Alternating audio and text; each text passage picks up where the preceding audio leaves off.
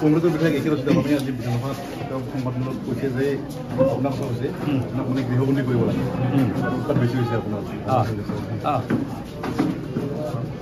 এতিয়া একে ৰচিত আলম মোক গৃহবন্দী তেওঁ বাংলাদেশী অসমৰ পৰা বহিষ্কাৰ কৰিব লাগে তেওঁ প্ৰমাণ কৰক 1970 চনৰ আগত সি ক'ত আছিল তেওঁ প্ৰমাণ কৰক বাংলাদেশী আহি স্বদেশীৰ ওপৰত উৎপাত কৰিব মোকতো গৃহবন্দী কৰক মোৰ ওপৰত মানে কি আপত্তি নাই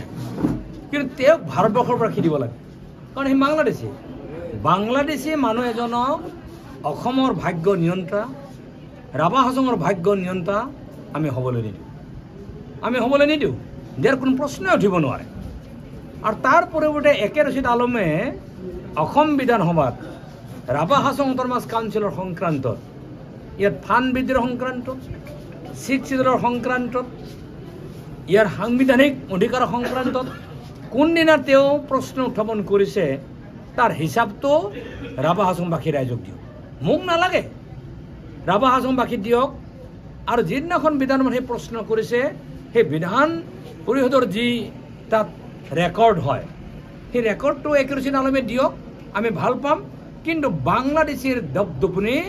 ৰাভা হাছং এলেকাত হ'বলৈ নিদিওঁ সি একে ৰচিদেই হওক সি কোনোবাই হওক আৰু আপোনালোকে যদি ভালকৈ চাই গম পাব তেওঁ গোৱালপাৰা জিলা নিজে তেওঁ ৰজা বুলি কোৱা মানুহ যিজন ব্যক্তিয়ে আমাৰ অসমৰ খিলঞ্জীয়া মানুহৰ অফিচাৰজনক ব্যৱহাৰ কৰিব নাজানে যিজন ব্যক্তিয়ে আমাৰ খিলঞ্জীয়া মানুহৰ সৰু চাকৰিয়াল মানুহবিলাকক ব্যৱহাৰ কৰিব নাজানে সেইজন মানুহে বিধানসভাত কৈছে কি যে মোক গৃহবন্দী কৰিব লাগে মই কি উগ্ৰপন্থী নেকি আৰু সেইকাৰণে মই ভাব হয় যে একে ৰচিদ মন্দিৰৰ মুখৰ ছবিখন চালে মোৰ ভাব হয় সি কিজানি পাকিস্তানী মানুহ নেকি মোৰ অনুভৱহে হয় দেই তাৰ মুখৰ ছবি চালে কাৰণ তাৰ মুখৰ ছবিটো আৰু পাকিস্তান নহ'লে বাংলাদেশী বেঞ্জিৰ ভোটটোৰ লগত অকণ মেলে গতিকে মই ভাবোঁ সি বাংলাদেশীটো হয়ে কোনোবা খালিস্তানৰ লগত অলপ জড়িত নেকি মোৰ অনুভৱ হয় সেইকাৰণে মুখ্যমন্ত্ৰী ডাঙৰীয়াক মোৰ আহ্বান কেন্দ্ৰীয় গৃহমন্ত্ৰীক মোৰ আহ্বান যে একে ৰচিদ আলমৰ DNA টেষ্ট কৰিব লাগে যে বাংলাদেশীৰ কোনজন মানুহৰ লগত DNA টেষ্টটো মিলে আপুনি কৈছে প্ৰতিখন মুখপাত্ৰে কৈ আছে যে কংগ্ৰেছৰ সভাপতি ভূপেন বৰা কাগজে পত্ৰহে বাঘ কিন্তু জেনেৰেলি বাঘ নহয় আপুনি কৈ আছে কি ক'ব আজি চাওক ভূপেন বৰা ডাঙৰীয়াক মোৰ জ্যেষ্ঠ ভাতৃ সদৃশ মই তেওঁক সন্মান কৰোঁ কাৰণ তেওঁ এটা সময়ত সদৌ অসম ছাত্ৰ সন্থা কৰা মানুহ ডিব্ৰুগড় বিশ্ববিদ্যালয়ত তেওঁ GS থকা মানুহ মই তেওঁক সন্মান জনাওঁ কিন্তু এটা ৰাষ্ট্ৰীয় দল আৰু আমি যৌথ সংগ্ৰাম সমিতি 779খন গাঁৱত থকা এটা সৰু শক্তি সৰু মানে ইমান সৰু শক্তি য'ত নেকি আমি কাউণ্টিঙতে নাহোঁ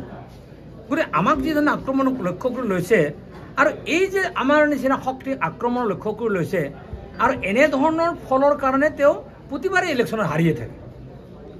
থাকে আৰু হাৰি থকা মানুহজন অসম প্ৰদেশ কংগ্ৰেছ কমিটিৰ সভাপতি হৈ থাকিলে ভাল নেদেখি আৰু সেইকাৰণে এটা মোৰ পৰামৰ্শ তেওঁ লয় নে নলয় মই নাজানো কিন্তু মোৰ পৰামৰ্শটো এনেকুৱা হৈছে যে পঞ্চায়ত নিৰ্বাচন আহি আছে এপ্ৰিল নতুবা মে' মাহত মই ভাবোঁ ভূপেন বৰা ডাঙৰীয়াই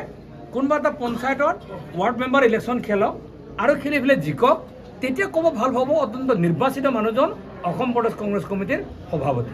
আৰু সেই ৱাৰ্ডটোত ইলেকশ্যন জিকিবলৈ যাওঁতে যদি ভূপেন বৰা ডাঙৰীয়াৰ যদি অসুবিধা হয় মই বিৰোধী হ'লেও তেওঁক জিকাই দিয়াৰ স্বাৰ্থত মই কেম্পেইন কৰিবলৈ যাওঁ ৰাভা হাছঙৰ লাষ্ট ইলেকশ্যনত কংগ্ৰেছে কিবাকে খাতা খুলিছিলে এটাত